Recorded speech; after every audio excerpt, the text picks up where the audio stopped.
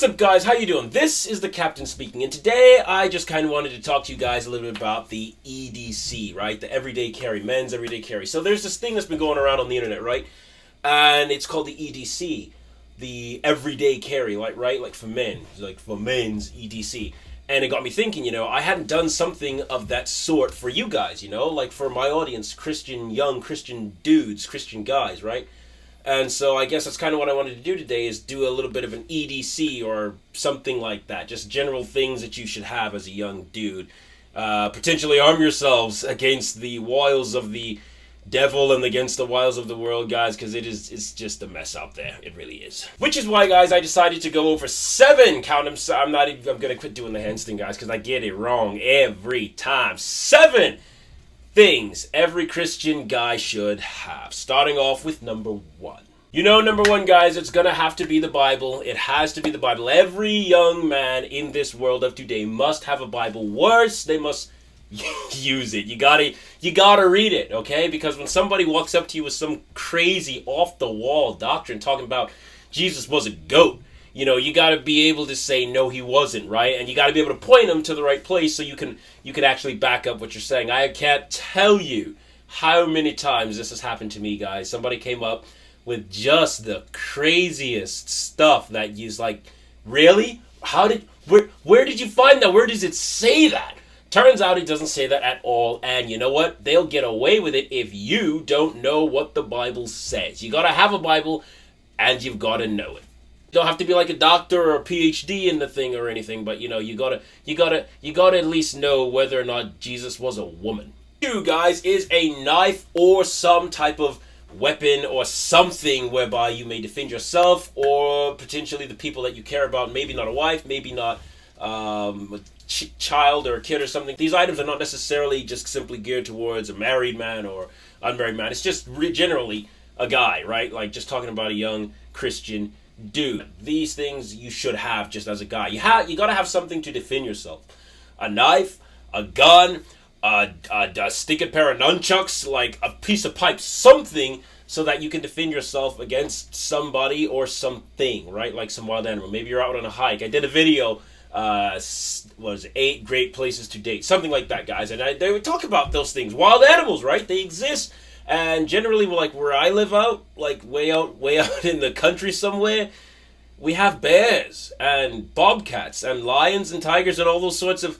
Okay, we don't actually have like lions and tigers, but bears, yes. Bobcats, yeah. Armadillos, man, they'll get you.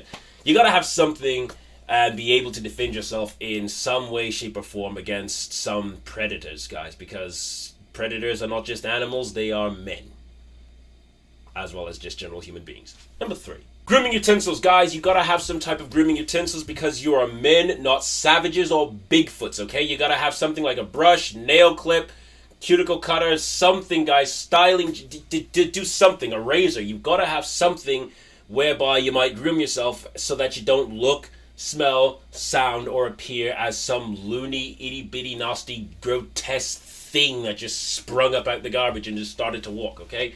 You've got to take care of yourself, and you've got to have the means of which to do so. If you're a man and you don't have any of these things, or you don't want any of these things, that's a no-no, okay? You can't go about and think you're okay if you don't have a way to clean yourself up. They say that cleanliness is next to godliness, right? Well, I just so happen to agree with that statement, okay?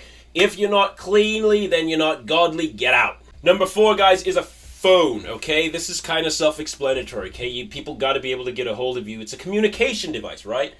I think there's a bit more of a parable in there that I'm not necessarily, I think, going to get into right now, but you've got to be able to communicate with people. You got to be able to tell people where you are. Another obvious reason is that you might need 911. Somebody might be dying, or you might be dying. You're like, Siri, call 911, okay? You got to have a phone. Must have a phone. If you don't have a phone, get one.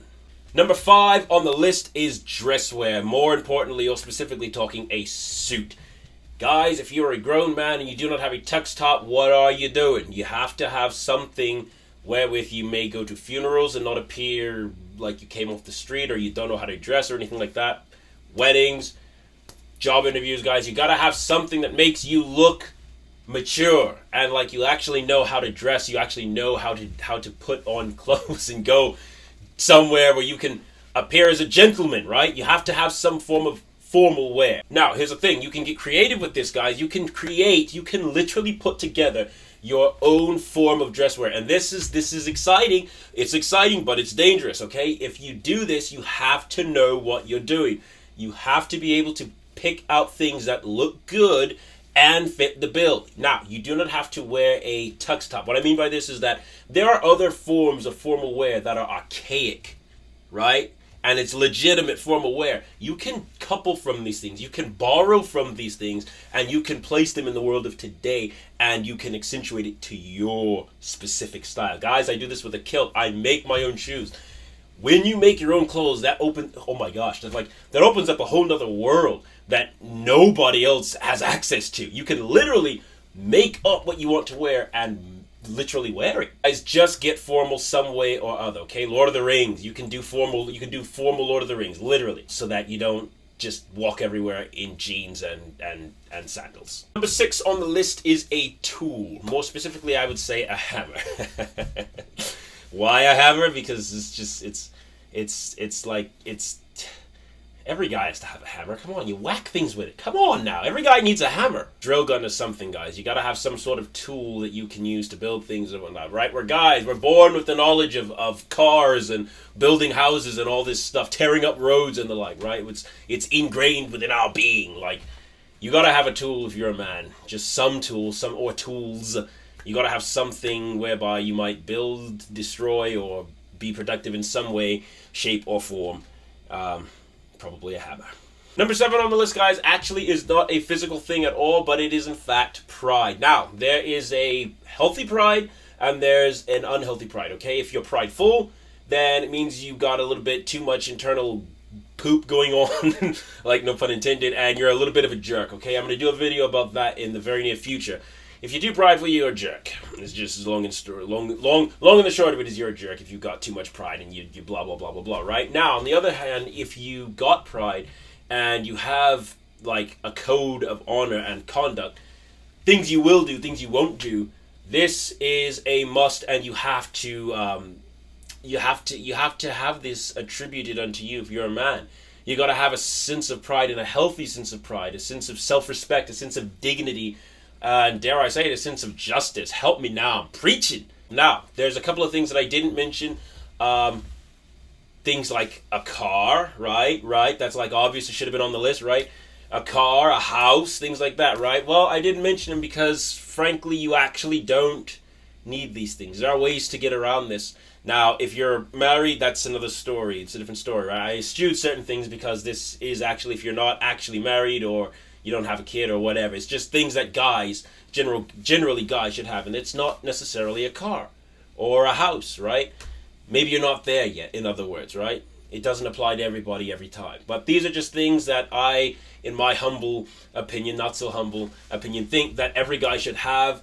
If you are a man, more specifically a Christian man, these are things that you should have if you're a guy and you're alive in the world of today. This great big mess that we all got thrown into and didn't ask for it, right? But unfortunately we got born and we got to do the best with what we have.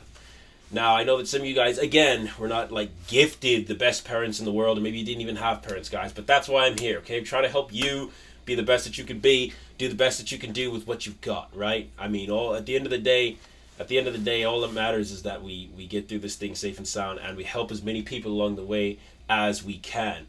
And we try and get close to God, as close to God as possible. So, yeah, guys, this is just me trying to give whatever I can to you guys, and there you have it. There's 7 things that I think every guy should have, every guy must have, in my humble, not so humble opinion, because when you're a man, these things matter and they come in handy, and rest assured, I kid you not, somewhere along the lines in your life, and this is just a guess, you will need these things.